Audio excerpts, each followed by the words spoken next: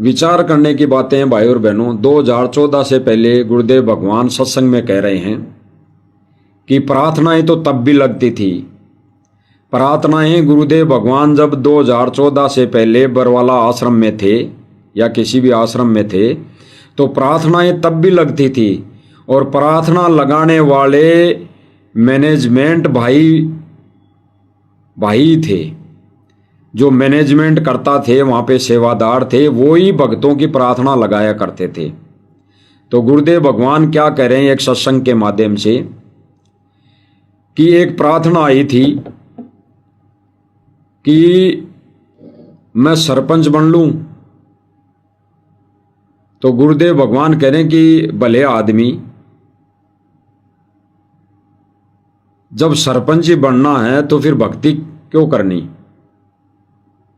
ना, इससे अच्छा तो तू नाम उपदेश मत ले। तो वो बोला जी कहने जी मैं तो पूछने आया हूं। तो गुरुदेव भगवान कह रहे कि तूने पूछ भी कैसे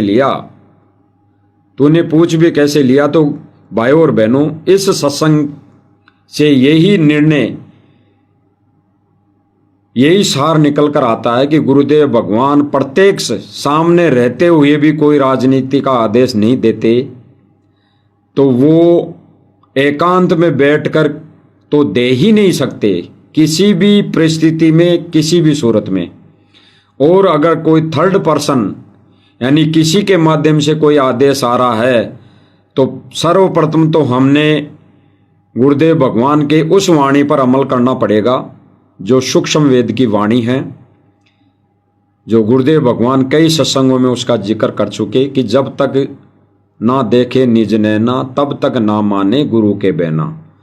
तब तक हमारे को हमारा गुरु भगवान सामने आके कोई आदेश नहीं देता, तब तक हमारा गुरु भगवान हमारे प्रत्यक्ष प्रकट होके कोई आदेश नहीं देता, तो हम उस आदेश को कतई नहीं मान सकते।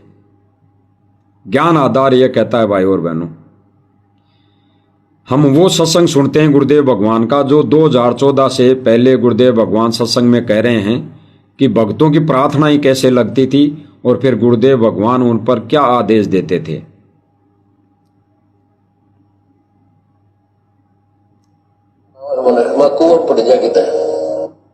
एक भगत आए ना बोले जी का मैं सरपंच बनावा मैंने मैं कुआं पड़ जा किता सरपंच बना रहे तेरा गजब रोज ज्ञान सुनावा करे तेरे फूट के बाद 10 साल नाम लिए नो जी क्यों घर में सुख हो गया।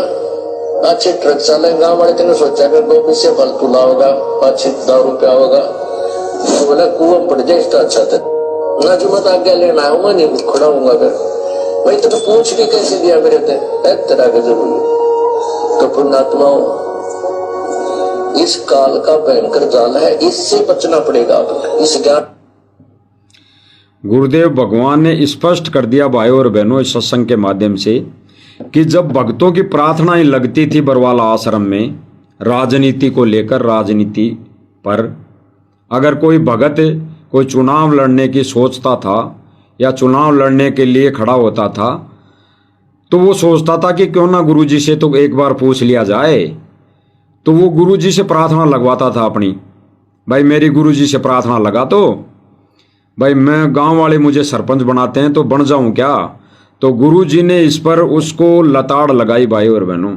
उसको कहा कि तूने पूछ भी कैसे लिया। अरे भले आदमी 10 साल हो गए नाम लिए और फिर भी तेरे मन में यही सरपंच बनने की लालसा रही, यही मान बढ़ाई में या उलझने की लालसा रही। तो फिर वो बोलता है कि नहीं जी मैं तो पूछ ही रहा हूं। तो गुरुदेव भगवान बोल रहे हैं कि भाई तूने पूछ भी कैसे लिया। तो भाई और बहनों, इस सत्संग का सार यही है हमारे को समझने के लिए कि वर्तमान में जितने भी आदेश आ रहे हैं, जब 2014 से पहले गुरुजी के समक्ष आदेश प्रार्थना लगाने वाले को गुरुजी मना कर रहे थे, तो आज वो परमात्मा एकांत में बैठकर इस परीक्षा के समय, इस अग्नि परीक्षा के समय वो परमात्मा राजनीति करने का, धरना प्रदर्शन में जाने का, रैलियों में जाने का, किसी राजनेता या मुख्यमंत्री या एमएलए की रैलियों में जाने का आदेश नहीं दे सकता। ये फाइनली है, वो नहीं दे सकता। और किसी थर्ड पर्सन से कोई आदेश आ रहा है तो वो हमारे लिए आदेश सर्वोपरि नहीं है। उस पर हमने अपना ज्ञान और विवेक लगाना पड़ेगा, क्योंकि ये आदेश गुरु जी का बताकर डराया जाता है संगत को। संगत बोल नहीं पाती है, भगत भाई बोल नहीं पाते हैं। और गुरुदेव भगवान ने इस सत्संग में क्लियर कर दिया, भाई ये काल का बहुत बड़ा जाल है, षड्यंत्र है।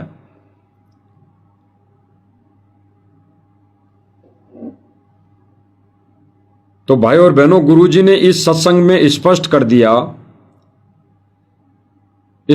दिया कि अगर भक्ति यानी संगत ने अगर इसी जन्म में मोक्ष करवाना है तो भगत ने किसी भी पद के लिए कोई चुनाव नहीं लड़ना, किसी भी पद के लिए कोई चुनाव नहीं लड़ना।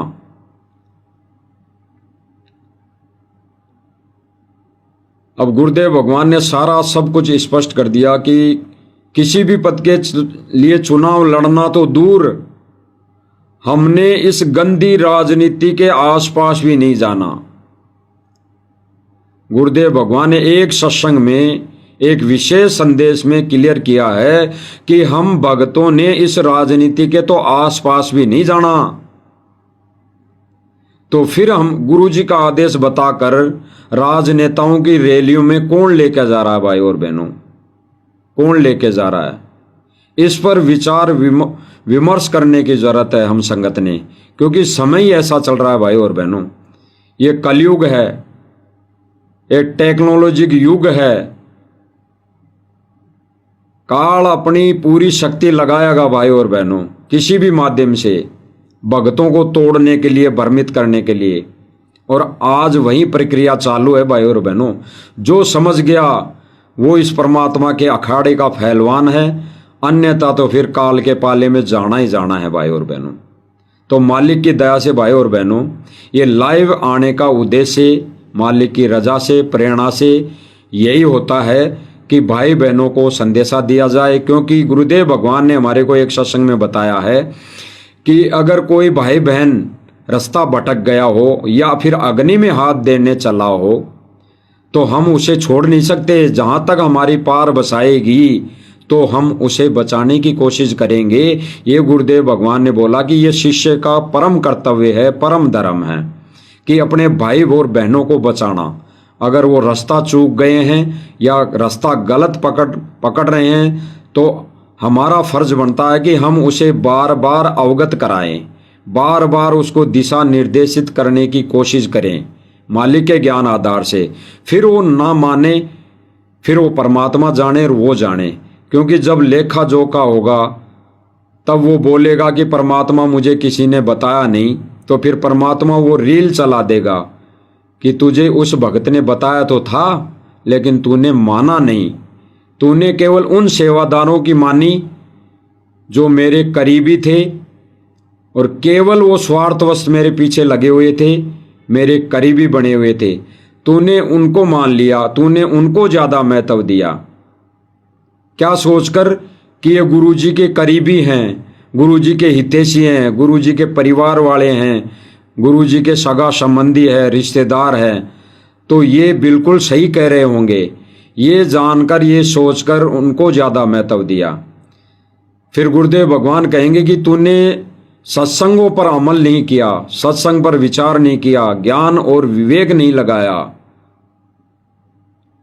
फिर गुरुदेव भगवान बताते हैं कि फिर क्या होगा जब चिड़िया चुग गई खेत, तो फिर तो वही बनेगी जो फिर संस्कार में होगा। तो भाई और बहनों, वर्तमान समय में हमें इन सत्संगों को आधार बनाना है वर्तमान समय में। इसीलिए गुरुदेव भगवान ने 25 से 30 साल तक ये सत्संग किए थे, इसीलिए किए थे। नहीं तो गुरुदेव भगवान बताते हैं कि भाई फिर तो गुरुदेव भगवान 2 बात लिख देते, 2 बात कह देते, भाई ऐसे ऐसे भक्ति कर लो, ऐसे ऐसे आरती कर लो और बैठ के अपना ये मंत्र जाप करो, बेड़ा पार हो जाएगा।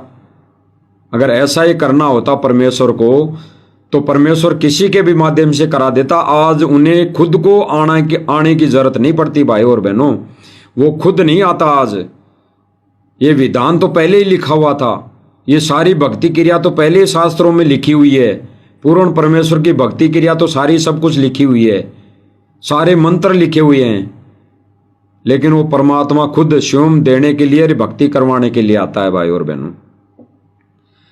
तो वर्तमान समय में जो काल का बहुत बड़ा जाल है भाई और बहनों, इसको हमने समझना पड़ेगा, वर्तमान समय में समझना पड़ेगा। कोई भाई बहन डर जाता है कि वो तो गुरुद्रोही है, उनके संपर्क में मत रहो, हैं वो तो गुरु जी का विरोध करते हैं। भाई और बहनों, ये सच्चाई बताना, गुरुदेव भगवान ने हमें बता दिया कि राजनीति तो करना तो दूर, राजनीति के आसपास भी नहीं जाना है भगत ने। तो कोई एक भगत भाई बहन अगर आपको बता रहा है कि भाई गुरुजी ने मना किया है, गुरुजी ने बोला है कि भगत राजनीति करना तो दूर, किसी पद के लिए खड़ा होना तो दूर, राजनीति रैलियों में जाना भी नहीं चाहिए भगत ने, तो कोई भाई बहन ये बता रहा है तो फिर वो कहां से गुरुद्रोही हो गया?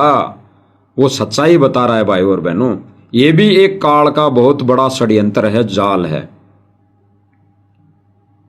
कि काल अपने एजेंटों के माध्यम से संगत को भ्रमित करने के लिए ये कहलवा रहा है कि भाई वो तो काल के दूत हैं, वो भ्रमित करते हैं, वो गुरुजी के विरोध में बोल रहे हैं।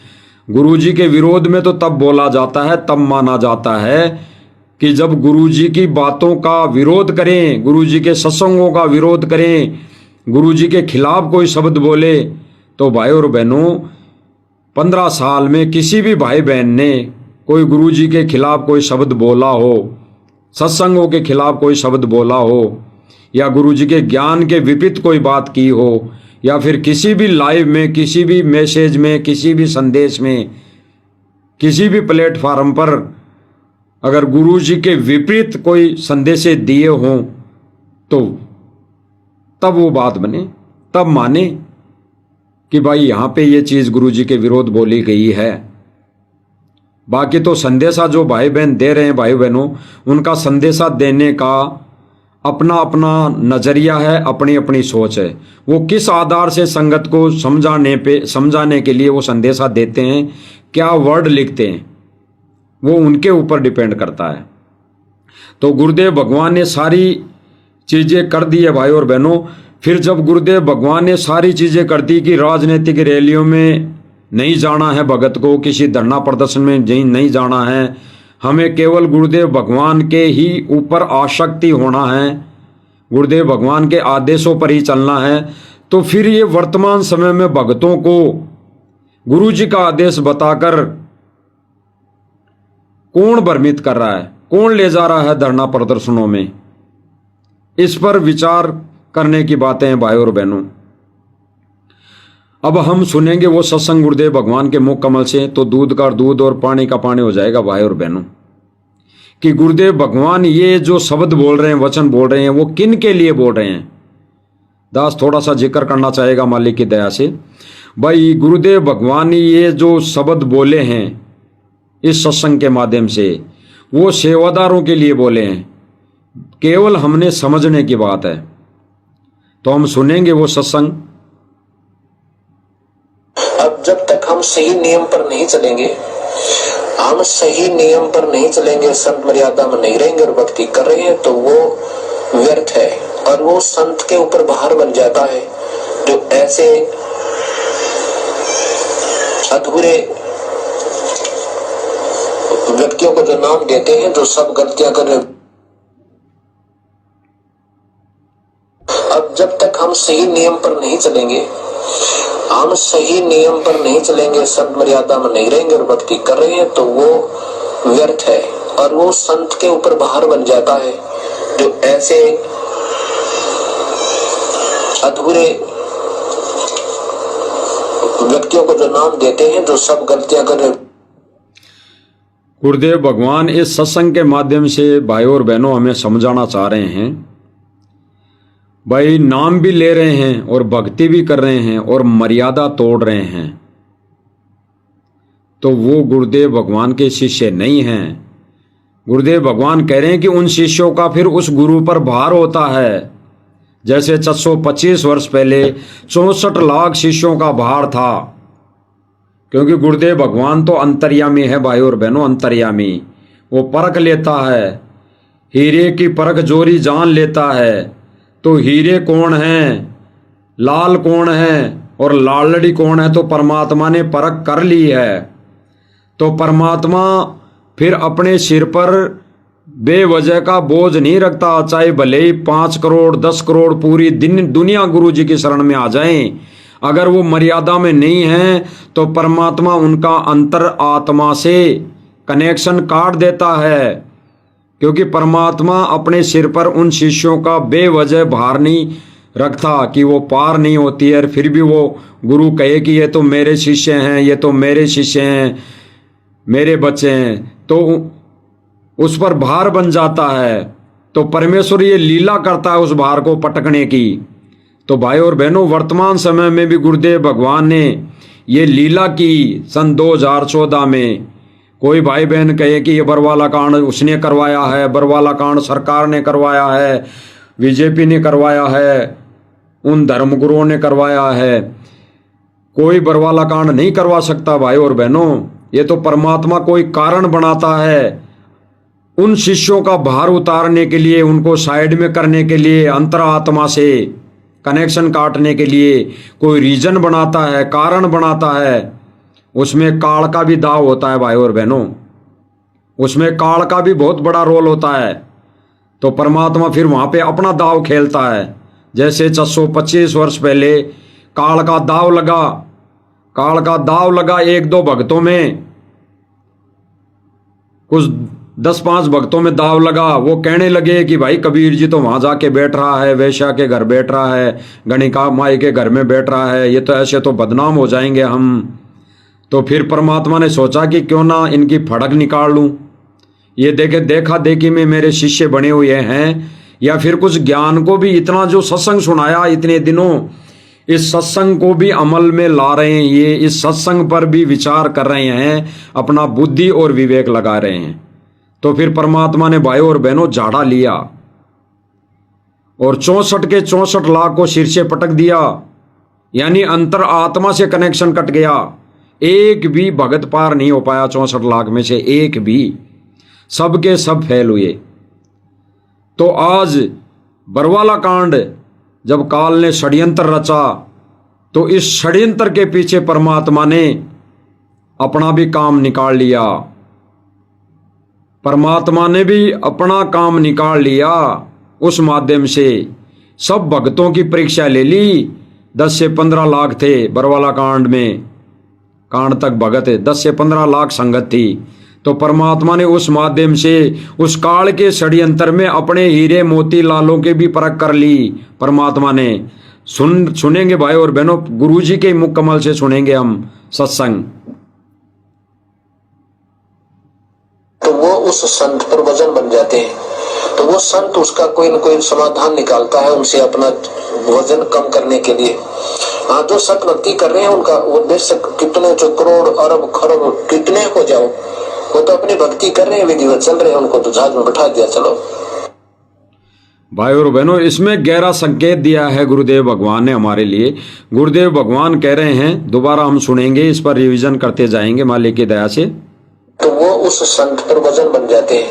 जितने भी शिष्य होते हैं और मर्यादा में नहीं चल रहे हैं, भक्ति बेशक करते रहे 24 घंटे, सेवा खूब करते रहे बेशक 24 घंटे हैं, कहीं पे भी कोई भी मदद करते रहें, कहीं पे भंडारे करते रहें अयोध्या में जाके, या कहीं पे भी जाके पानी निकालते रहें, या फिर कहीं किसी का सुदामा का मकान बनाते रहें, या फिर माला लेके हाथ में भी लगे रहें 24 घंटे।